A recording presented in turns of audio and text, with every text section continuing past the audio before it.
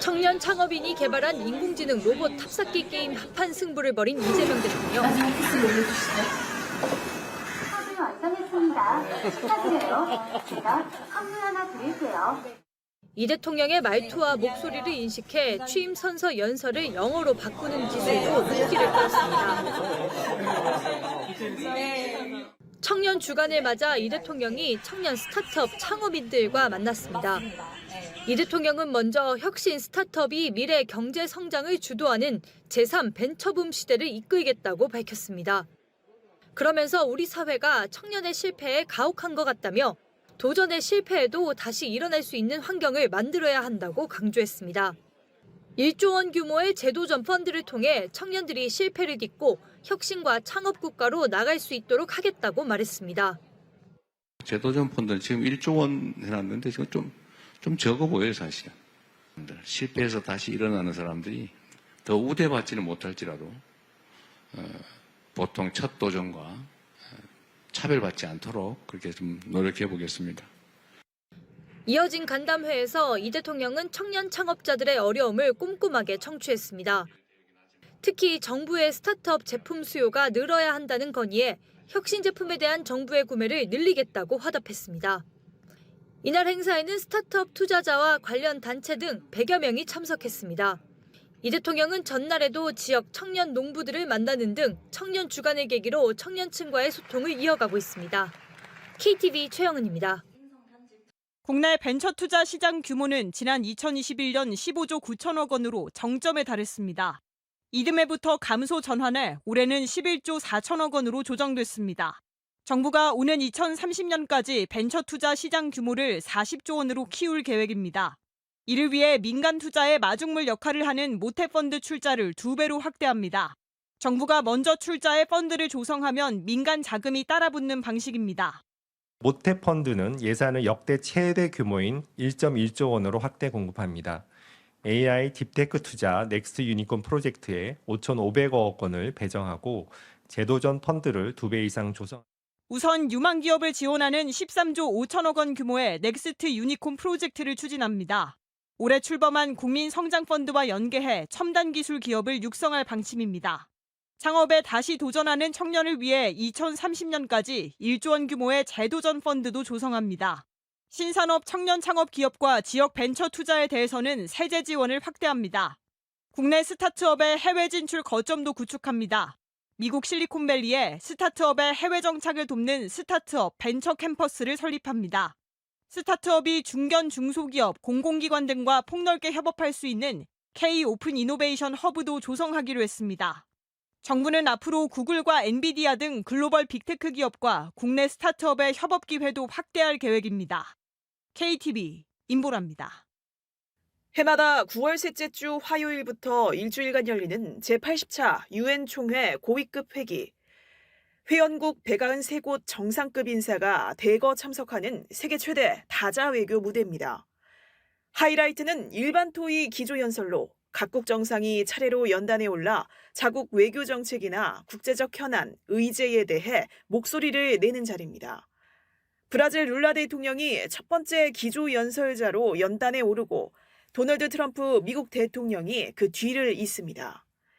이재명 대통령도 현지 시간 23일 기조연설에 나섭니다. 7번째 순서로 15분간 연설할 예정입니다.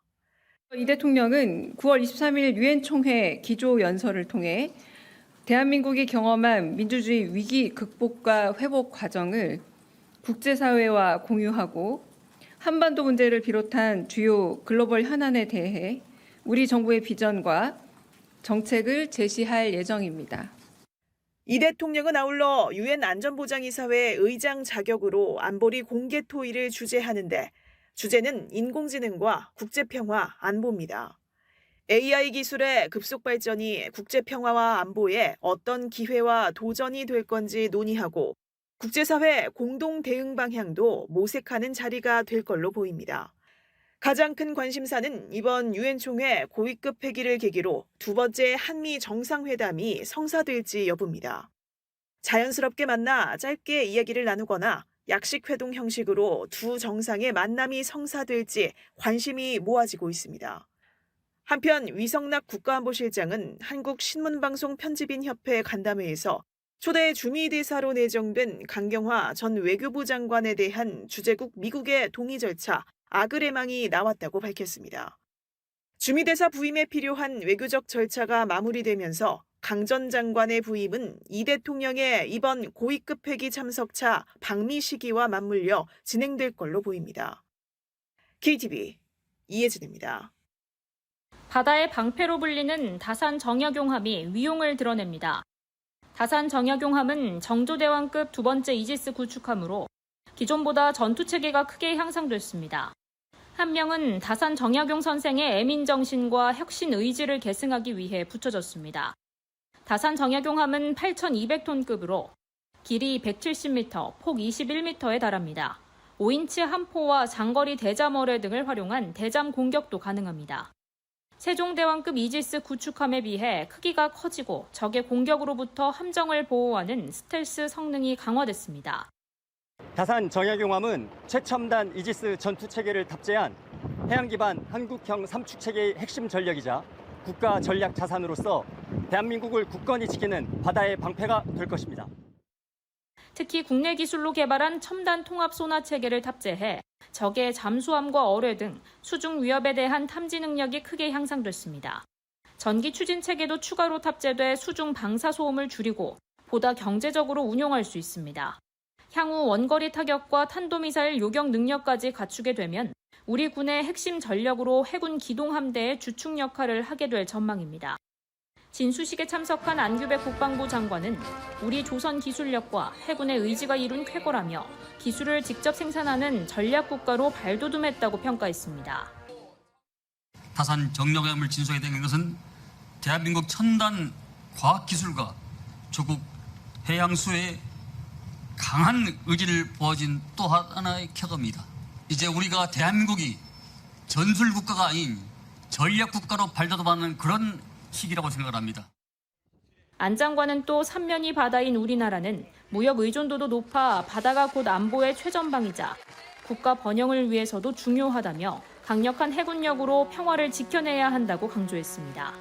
다산 정약용함은 시운전 기간을 거쳐 내년 말 해군에 인도되며 이후 전력화 과정을 마치고 기동함대 사령부에 배치될 계획입니다. KTV 박지선입니다.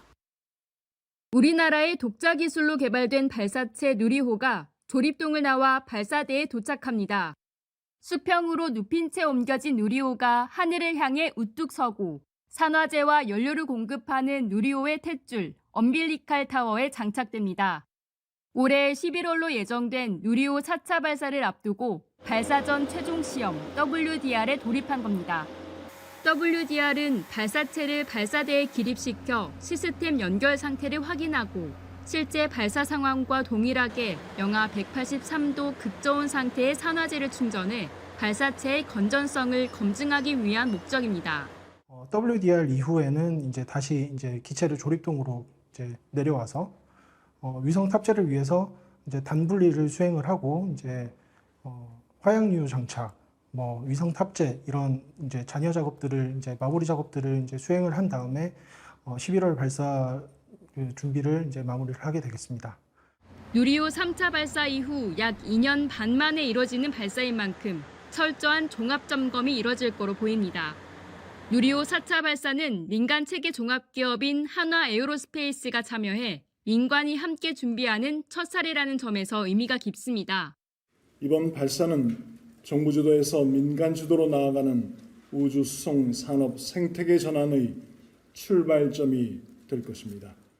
누리호 4차의 목표 고도는 600km, 발사체에 실리는 중량은 약 1,040kg으로 3차 발사에 비해 2배 늘었습니다.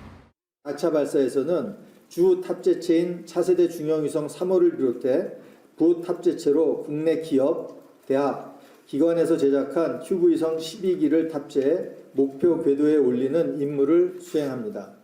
발사 전 최종 점검 결과 문제가 없을 경우 이달 말 발사관리위원회에서 최종 발사 날짜를 결정하게 됩니다.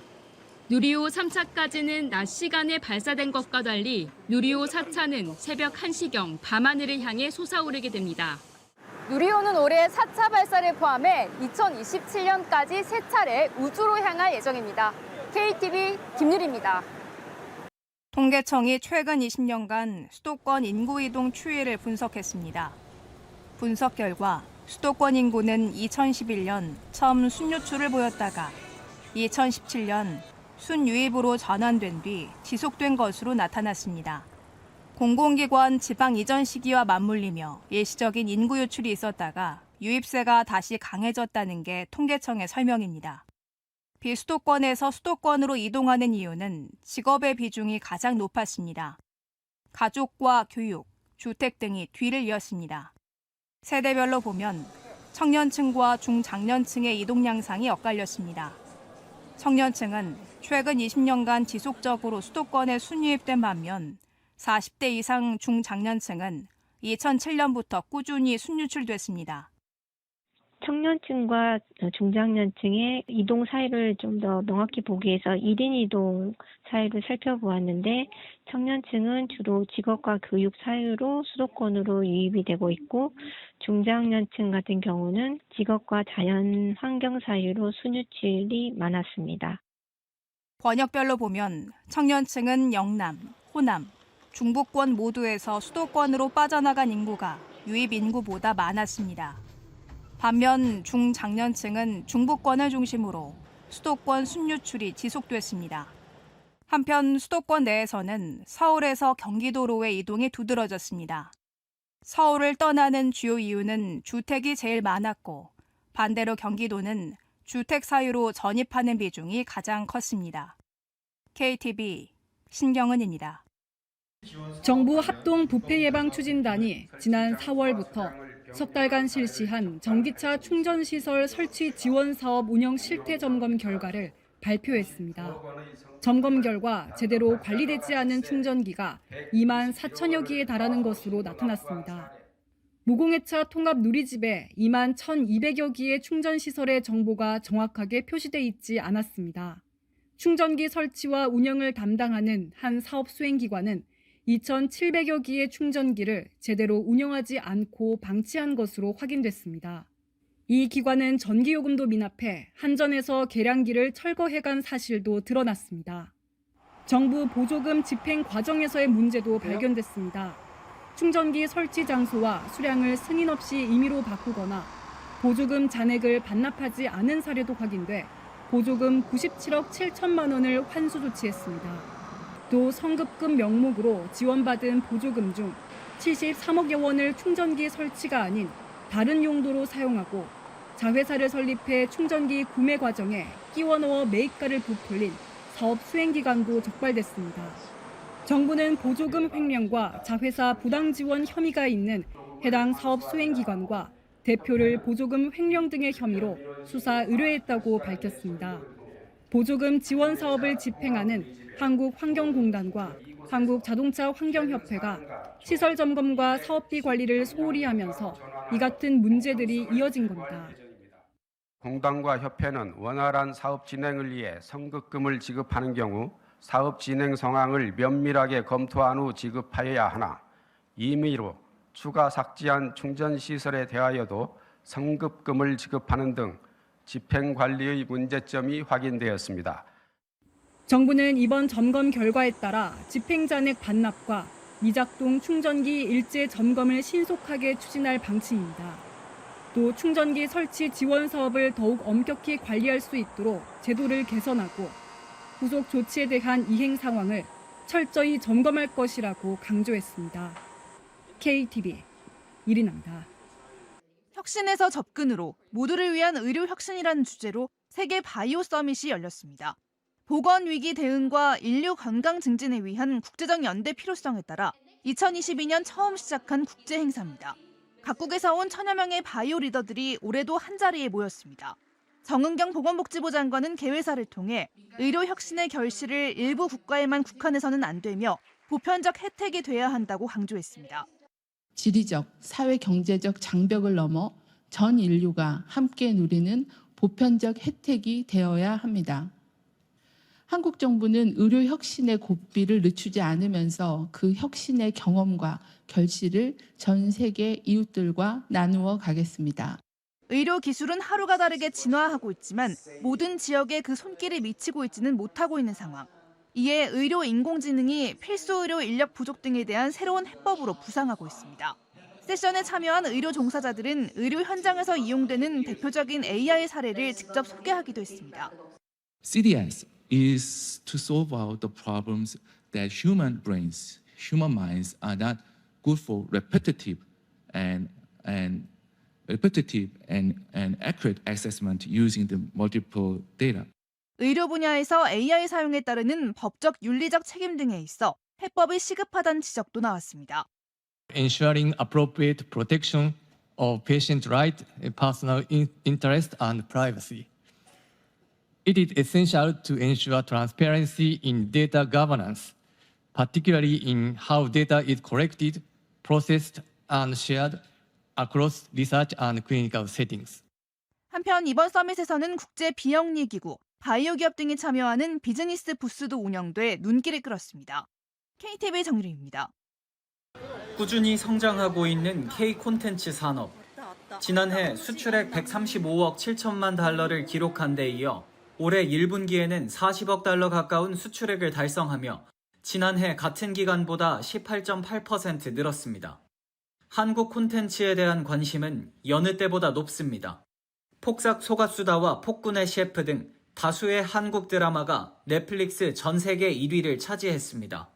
이런 가운데 아시아 최대 방송과 OTT 콘텐츠 시장 2025 국제방송영상마켓이 개막했습니다. 국제방송영상마켓이 K 콘텐츠의 무한한 잠재력을 세계와 나누며 인류의 문화적 상상력을 확장하는 창이 될 수 있기를 바랍니다. 첫날부터 국내 콘텐츠 기업 부스는 수출 상담으로 북적였습니다. 지난해 행사에서는 1,200억 원 가까운 수출 계약이 성사됐습니다. 올해로 25주년을 맞은 국제방송영상마켓은 역대 가장 큰 규모로 열립니다. 21개 나라 370여 개 콘텐츠 회사가 참가해 수출 실적에도 기대가 모입니다. 해외 콘텐츠가 한국에 진입하는 관문 역할도 합니다. 내년 수교 140주년을 기념해 첫 주빈국으로 초청된 프랑스부터 일본과 중국 등 다양한 나라의 콘텐츠가 걸렸습니다. 해외 제작사도 국내 바이어를 상대로 열띤 홍보전을 펼쳤습니다. 중국 드라마를 수급하고 있습니다. 작품을 리스트를 굉장히 많이 공유를 받으면은 점점 더 이제 논의가 진행이 되더라고요. 그래서 확실히 마켓에 오면 회의 내용도 깊어지고 좀 더 다양해지는 것 같습니다. 드라마부터 예능 포맷까지 국내 콘텐츠를 해외 바이어에 선보이는 시연회와 제작사와 구매자, 투자사를 연결하는 비즈 매칭 등이 행사 기간 진행됩니다. 일반 관람객이 즐길 수 있는 스포츠 콘텐츠 체험 부스도 함께 운영됩니다. 국제방송영상마켓은 오는 19일까지 서울 코엑스에서 열립니다. KTV 김찬규입니다. 얼큰한 라면 제품이 진열된 매대. 외국인 방문이 많은 서울 명동의 한 식품 매장입니다. 최근 넷플릭스 만화 영화 K-팝 데몬 헌터스 인기에 힘입어 한국의 매운맛 제품을 찾는 관광객이 늘고 있습니다. I like ramyun very much. It's it's very bucky. nice. Yeah. Yeah, and fried chicken with spicy sauce. 외국인들 사이 매운맛 인기는 라면에 그치지 않습니다. 고추장과 쌈장 등 매콤한 식재료와 이들을 활용한 찌개류까지 다양하게 즐기는 추세입니다. 찌개나 라면 같은 거 좋아해. 먹고 싶게 돼요, 그냥. 매운맛 열풍은 실제 수출로도 이어졌습니다. 지난해 고추장을 비롯한 한국 소스류 수출액은 약 3억 9천만 달러로 8년 전보다 2배 넘게 성장했습니다. 올해는 7월까지 2억 4천만 달러를 기록하며 처음으로 4억 달러를 넘을 거란 전망도 나옵니다. 캐대헌뿐만 아니라 K-드라마 혹은 K-영화, K-팝 스타들이 먹는 장면 뭐 이런 거를 토대로 해가지고 K-푸드에 대해서 많은 관심을 가지고 경험해본 외국인들은 맛있으니까 이제 자꾸 찾고 그 맛을 또 SNS에 올리고 이게 확대가 되고 있다. 식품 수출 기업들도 소스를 앞세워 잇따라 해외를 공략하고 있습니다. 라면과 소스 등 K-푸드 수출 확대에 주력 중인 농식품부는 올해 수출 업체에 정책자금 1,500억 원을 공급하고 제품 홍보를 위한 해외 거점 공간을 30곳까지 늘릴 계획입니다. 세계적으로 한국의 매운맛에 관심이 커지는 가운데 K푸드가 수출 효자로 도약하는 계기가 될지 주목됩니다. KTV 최유경입니다. 김대현 문화체육관광부 2차관은 대한체육회를 찾아 선수 지원 상황과 시설 등을 점검했습니다. 김 차관은 내년 밀라노 코르티나 단페초 동계올림픽을 대비해 국가대표 훈련 지원 등 대회 준비 상황을 살폈습니다. 김 차관은 또 내년 올림픽에서 선수와 지도자의 땀과 노력이 결실을 보기 바란다며 훈련비 상향과 태릉 국제 스케이트장 등 시설 보수 등을 적극 지원하겠다고 약속했습니다.